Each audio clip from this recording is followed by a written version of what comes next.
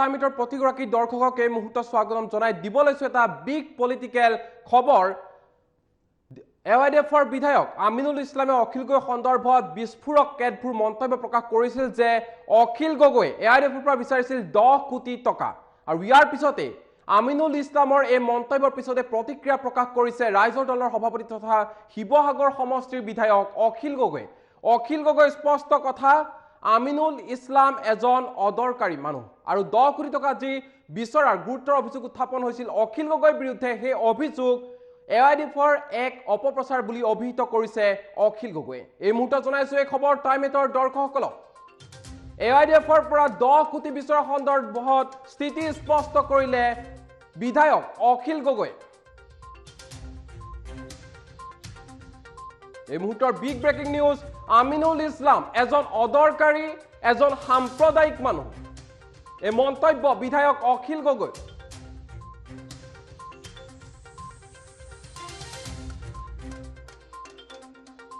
আমি ৰাজহুৱা জীৱনত সদায় সততা আৰু ৰাইজৰ বাবে কাম কৰোঁ এই মন্তব্য কৰিছে বিধায়ক অখিল গগৈ ইতিমধ্যে আমি উল্লেখ কৰিছো আমিনুল ইছলামে গুৰুত্বৰ অভিযোগ উত্থাপন কৰিছিল অখিল গগৈৰ বিৰুদ্ধে আৰু আমিনুলৰ কথাৰ কোনো উত্তৰ দিব লাগিব বুলি মই নাভাবো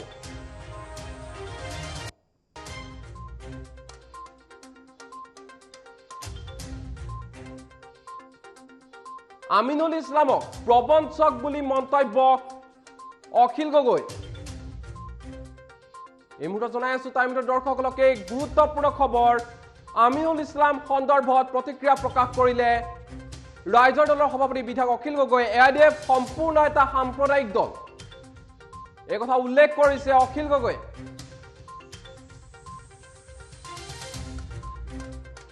আৰু এআইডিএফ মহাজোঁটত থকালৈকে কেতিয়াও ৰাইজৰ দল মহাজোঁটত সামিল নহয় এই কথা স্পষ্টভাৱে মন্তব্য প্ৰকাশ কৰিছে অখিল গগৈ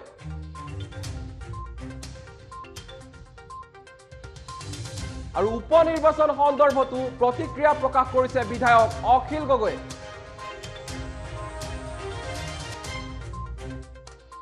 এই মুহূৰ্তত জনাইছো টাইমেটৰ দৰ্শকসকলক বিগ ব্ৰেকিং নিউজ আমিনুল ইছলামৰ যি প্ৰতিক্ৰিয়া তাৰ সন্দৰ্ভত স্থিতি স্পষ্ট কৰিলে অখিল গগৈ উপনিৰ্বাচন উজনি অসমত কংগ্ৰেছে অকলশৰীয়াকৈ নিৰ্বাচন খেলিলে বিজেপিক উপহাৰ দিয়া হ'ব বুলি মন্তব্য প্ৰকাশ কৰিছে অখিল গগৈ কংগ্ৰেছ ৰাইজৰ দল একত্ৰিত হলে উপনিৰ্বাচনত উজনিৰ আটাইকেইখন আসনত জয়লাভ কৰিম এই মন্তব্য অখিল গগৈ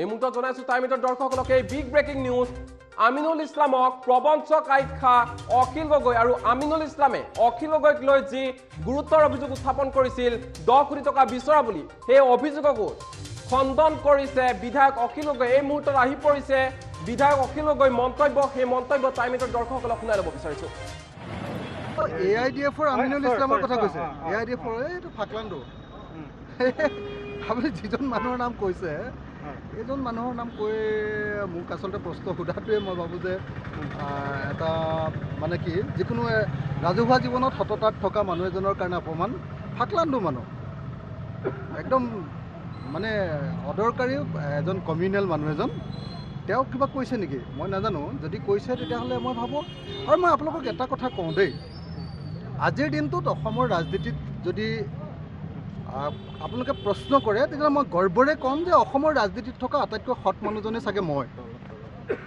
গতিকে এনেকুৱা ধৰণৰ প্ৰশ্ন সুধিলেও মই বেয়া পাওঁ আৰু এনেকুৱা ধৰণৰ কোনোবা কথা ক'লেও মই বেয়া পাওঁ এইকাৰণে যে সেই মানুহবিলাক যিবিলাক মানুহে এইবিলাক কথা কয় সেইবিলাক মানুহৰ লগত আমাৰ তুলনা নহয় হে আমি ৰাজহুৱা জীৱনত সদায় সততা আৰু ৰাইজৰ কাৰণে কাম কৰোঁ কোনো কমিউনেল পাৰ্টিৰ কাৰণে কাম নকৰোঁ কোনো কমিউনেল কথা নকওঁ কেতিয়াও কোনো জাতি ধৰ্ম বিৰুদ্ধে কথা নকওঁ গতিকে মই ভাবোঁ যে আমিনুল ইছলাম বুলি যিজন মানুহৰ নাম কৈছে মই ভাবোঁ যে তেওঁ এজন আউট এজন সাম্প্ৰদায়িক মানুহ এজন আৰু তেওঁৰ বিষয়ে মই কিবা কথা ক'ব লাগিব বুলি মই নাভাবোঁ কিয় আচলতে ৰাজহুৱাকে এই অভিযোগটো আনিলে বুলি ক'ব আপুনি সেইটোতো মই নাজানো মই কিবা অভিযোগ আনিছে বুলিও নাজানো মই এতিয়াহে গম পালোঁ যে আমিনুল ইছলাম নামৰ এজন MLA যদি আমিনুল ইছলাম আপুনি যিজনৰ কথা কৈছে সেইজন হয় তেতিয়াহ'লে মই আকৌ এবাৰ কওঁ যে তেওঁ এজন ফাকলাণ্ডো বুলি কয় যে গাঁৱলীয়া ভাষাত যদি আমি কওঁ এজন ফ্ৰডৰ নিচিনা এজন মানুহ তেনেকুৱা মানুহৰ কথাত মই কেতিয়াও গুৰুত্ব দিয়া নাছিলোঁ আৰু কেতিয়াও গুৰুত্ব নিদিওঁ। মই ভাবোঁ যে সেই প্ৰশ্নটো সোধাটোৱেই মোৰ নিচিনা ৰাজহুৱা কৰ্মীৰ কাৰণে, সততাৰে ৰাইজৰ কাৰণে কাম কৰা মানুহৰ কাৰণে মোৰ কাৰণে এটা অপমান। আৰু মই কেতিয়াও এনেকুৱা ধৰণৰ ফাকলাণ্ডু মানুহৰ প্ৰশ্নৰ উত্তৰ দিব নোৱাৰোঁ। উপ নিৰ্বাচনত আপোনালোকে মহাজোঁটৰ লগত থাকিব, তাত UDF-টো আছেই, এই ক্ষেত্ৰত আপুনি কি ক'ব? নাই, UDF যেতিয়ালৈকে মহাজোঁটৰ পৰা আঁতৰি নাযায় তেতিয়ালৈকে ৰাইজৰ দলে কেতিয়াও মহাজোঁটত অংশগ্ৰহণ নকৰে। আমাৰ কথাটো খুব স্পষ্ট যে AIUDF এটা সম্পূৰ্ণৰূপে সাম্প্ৰদায়িক দল। বিজেপি যেনেকৈ সাম্প্ৰদায়িক দল, ঠিক তেনেকুৱা এটা সাম্প্ৰদায়িক দল হ'ল AIUDF। আৰু সেইকাৰণে AIUDF যদি থাকে তেতিয়াহ'লে আমি তেনেকুৱা কোনো মহাজোঁটত, তেনেকুৱা কোনো এনেকুৱা ঐক্যবদ্ধ কোনো গ্ৰুপত আমি যুক্ত হ'ব নোৱাৰোঁ। AIUDFক যেতিয়াই বিদায় দিব তেতিয়া আমি থাকিম। কিন্তু উপ নিৰ্বাচনৰ ক্ষেত্ৰত যদি কংগ্ৰেছে AIUDFক বিদায়ো নিদিয়ে, তথাপি কংগ্ৰেছে যদি 1-to-1 আমাৰ লগত কথা পাতিব খোজে, যে কংগ্ৰেছ দল আৰু আমাৰ মাজত বুজাবুজি হ'ব পাৰে, কংগ্ৰেছ দল আৰু আমাৰ মাজত কথা পাতিব খোজে, তেতিয়াহ'লে সমষ্টিভিত্তিক আৰু নিৰ্দিষ্ট ইলেকশ্যন ভিত্তিক আমাৰ মাজত বুজা পৰা হ'ব পাৰে। তাৰ বাহিৰে AIUDFক আমি সাম্প্ৰদায়িক দল বুলি ভাবোঁ।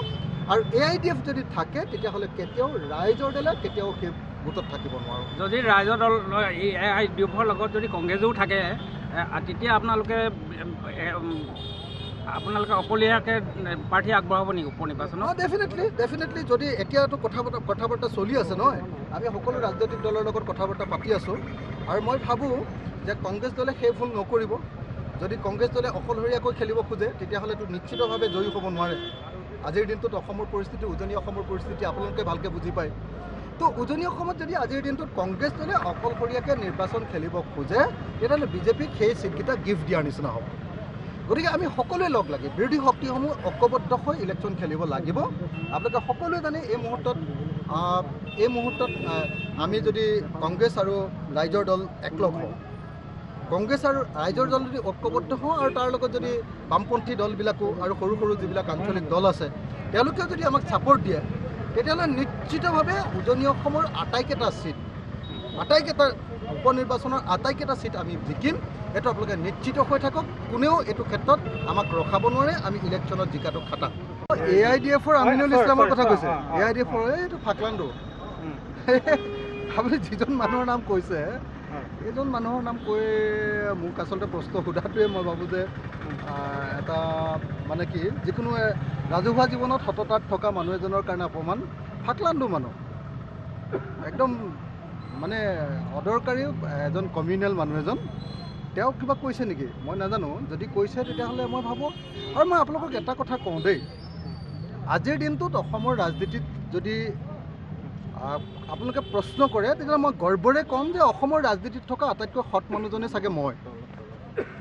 গতিকে এনেকুৱা ধৰণৰ প্ৰশ্ন সুধিলেও মই বেয়া পাওঁ, আৰু এনেকুৱা ধৰণৰ কোনোবা কথা ক'লেও মই বেয়া পাওঁ।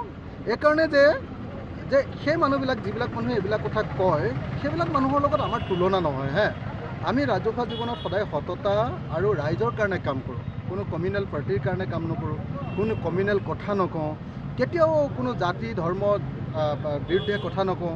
গতিকে মই ভাবোঁ যে আমিনুল ইছলাম বুলি যিজন মানুহৰ নাম কৈছে, মই ভাবোঁ যে তেওঁ এজন আউট এজন সাম্প্ৰদায়িক মানুহ এজন, আৰু তেওঁৰ বিষয়ে মই কিবা কথা ক'ব লাগিব বুলি মই নাভাবোঁ। কিয় আচলতে ৰাজহুৱাকৈ এই অভিযোগটো আনিলে বুলি ক'ব আপুনি? সেইটোতো মই নাজানো। মই কিবা অভিযোগ আনিছে বুলিও নাজানো। মই এতিয়াহে গম পালোঁ যে আমিনুল ইছলাম নামৰ এজন MLA।